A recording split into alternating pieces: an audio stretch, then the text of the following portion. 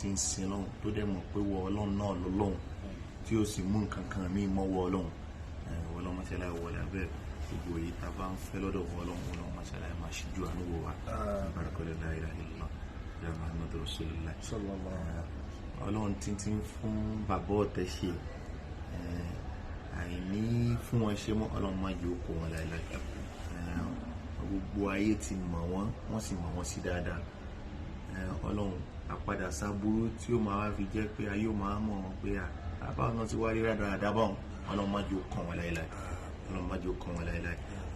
bọ́n ti ń ṣe yìí ọlọ́run jọ́ tún máa gà sí ní makan kọ́ máa gà sí ní makan kọ́ máa gà sí ní makan bẹ́ẹ̀ ni kò ṣe wọ ọlọ́run barakọ́lẹ̀ la ilaha illallah ala Muhammadu Rasulullah gbogbo àwa tá a máa ń gbóhùn wọn náà a máa ń wo fídíò tó jẹ́ pé àtàrà ohun wọn àtàrà fídíò wọn náà àwa náà rí iye padà à ń bẹ̀rẹ̀ sí mú lò ó sì ń wúlò fáwa náà ọlọ́run máṣáláì máa bá wa ṣàánú wọn sí àlékún wọn náà àlékún owó àlékún ọlá àlékún àlùbáríkà ní máṣáláì máa gbogbo ẹ̀ fún ọlọ́run la ilaha illallah ala Muhammadu Rasulullah. Alhamdulillahi rabbil alamin, alhamdulillah. Ọba tó ti ní kí ìràwọ̀ náà tàn ọlọ́run ní jẹ́ ìràwọ̀ náà barkola al-Qur'an ìràwọ̀ Alhaji Abdul Lateef Adedimeji ìràwọ̀ náà ní kú láíláí ìràwọ̀ náà máa wá bí owó yóò máa bí ọmọ yóò máa bí fọkànbalẹ̀ ó bí fáyàbalẹ̀ barkola nabi Muhammad sallallahu alayhi wa sallam gbogbo tí ń jẹ́ ìran dùnú tó lúwa ti ṣe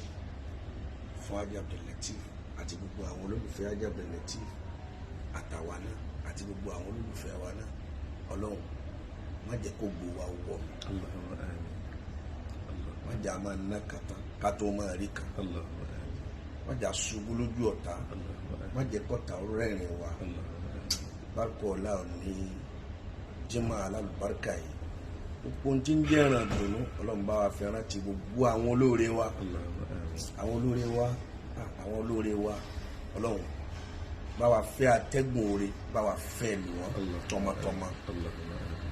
àwọn olóore wa níjẹ́ òní ni ẹ sọ pé àwọn èèyàn ń gbé káàkiri pé ọlọ́run ṣe mọ́tò ńláńlá kan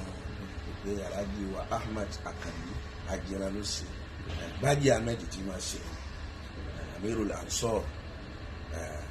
ohun tí ń jẹ́ ìrìn àgbákò ọlọ́mọdé kan Haji Ahmadu ó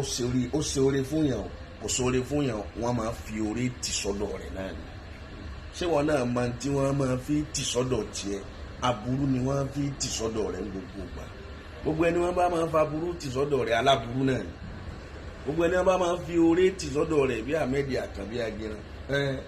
olóore ni máa sóore náà ni aṣoore mọ́wẹ́yìn wò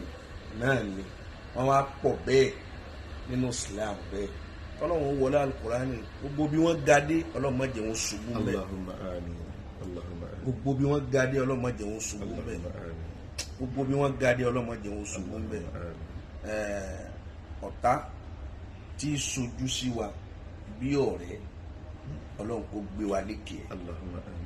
ọ̀tá ni àmọ́ àdá àmàpọ̀tá ni àmọ́ ọ̀rẹ́ là ń pè ajílà tí ò gbọ́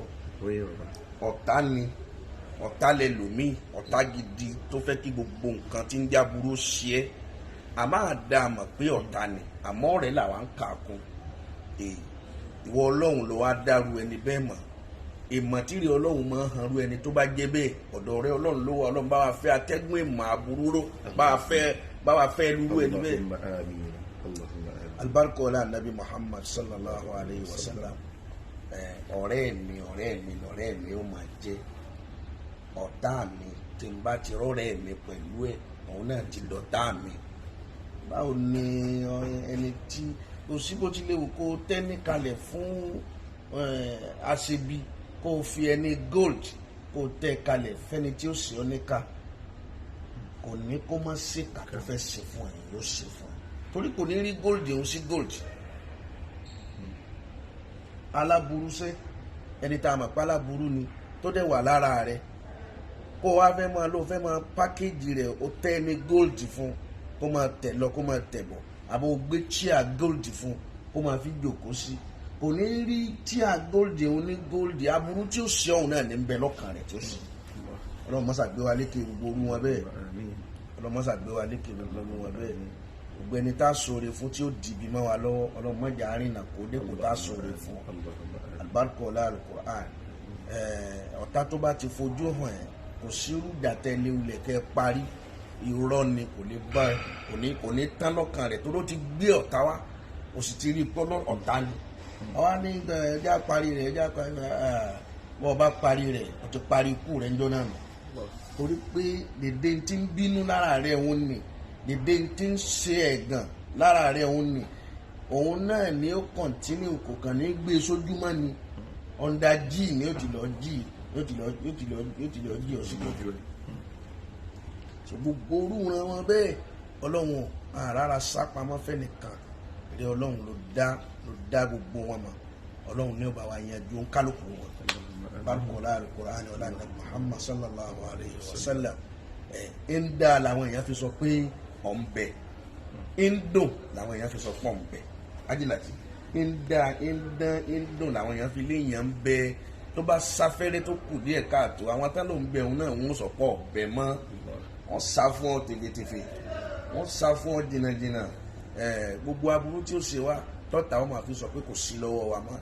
kò máa wà lọ́dọ̀ wa mọ́, kò máa bẹ lọ́dọ̀ wa mọ́. Ọlọ́run ò ní gbé bá yín, kò ní gbé bá Ajílàjì, kò ní gbé bá wa náà, kò ní gbé bá gbogbo àwọn olólùfẹ́ wa. Yóò máa dán, yóò máa dùn, yóò máa dáa fún wa. Àlùbáríkà ọlá Al-Qur'an, ọlá àwọn ẹni Ọlọ́run, ọlá títóbi Ọlọ́run, ọlá agbára Ọlọ́run, ọlá la ilaha illallah Muhammadu Rasulullah sallallahu alaihi wasallam. Ajílàjì ni wàá ké Fatiha pẹ̀lú ohun sùdéìsì tí Adedimeji máa ké tí máa gbọ́ dáadáa, torí wọ́n fẹ́ gbọ́ òun láàárọ̀ yìí, fẹ́ gbọ́ òun náà láàárọ̀ yìí. أعوذ بالله من الشيطان الرجيم بسم الله الرحمن الرحيم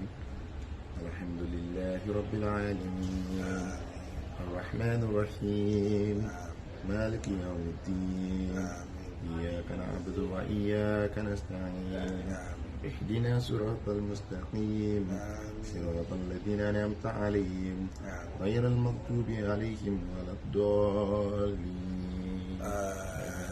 إنما أمره إذا أراد شيئا أن يقول له كن فيكون فسبحان الذي بيده ملكوت كل شيء وإليه ترجعون آمين. سبحان ربك رب العزة عما يصفون والسلام kátó والسلام على المرسلين. Gbogbo ẹ̀yin tẹ́ ń wò wá ojú yìí ò ní fọ́, gbogbo ẹ̀yin tẹ́ ń ṣíẹ̀, tẹ́ ń fọwọ́ yín ṣíẹ̀ orí, tẹ́ ń ṣíẹ̀ fídíò wa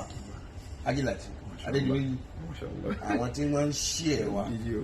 tẹ́ ń ṣíẹ̀ fídíò wa, orí Ọlọ́run ó máa ṣíẹ̀, Ọlọ́run ó máa ṣíẹ̀ orí sẹ́yìn fọ́fọ́ yìí. Ayé bẹ́ẹ̀ gan ni àwọn nǹkan bẹ́ẹ̀ wọn ò ní ṣíẹ̀ torí pé nígbà tí inú wọn ò tọ́ sí tó wọn ò ní ṣíẹ̀, inú yẹn ò dùn ní ò fẹ́ràn rẹ̀, ṣé yóò para rẹ̀, yóò fọwọ́ mú kan náà ni. Ẹni inú rẹ̀ ò dùn tí ò fẹ́ràn rẹ̀, yóò náà fọwọ́ mú kan náà ni. Ọlọ́run wọlé abẹ́ ṣíẹ̀ tàtọ̀dọ̀ Ọlọ́run tí máa jẹ́ oore, Ọlọ́run máa fẹ́ atẹ́gùn rẹ̀ ní gbogbo ẹ̀yin tẹ́ ẹ̀ máa ṣíẹ̀ fídíò wa. Ọlọ́run máa ṣíẹ̀ oore, yóò ṣíẹ̀ oore wa báyìí náà, ojú yín ò sì ní fọ́. Gbogbo àwọn tí wọn ò sì rí wa ṣíẹ̀ náà Ọlọ́run ó bọ̀ wá sùn, torí pé wọn ò mọ̀ wá ni.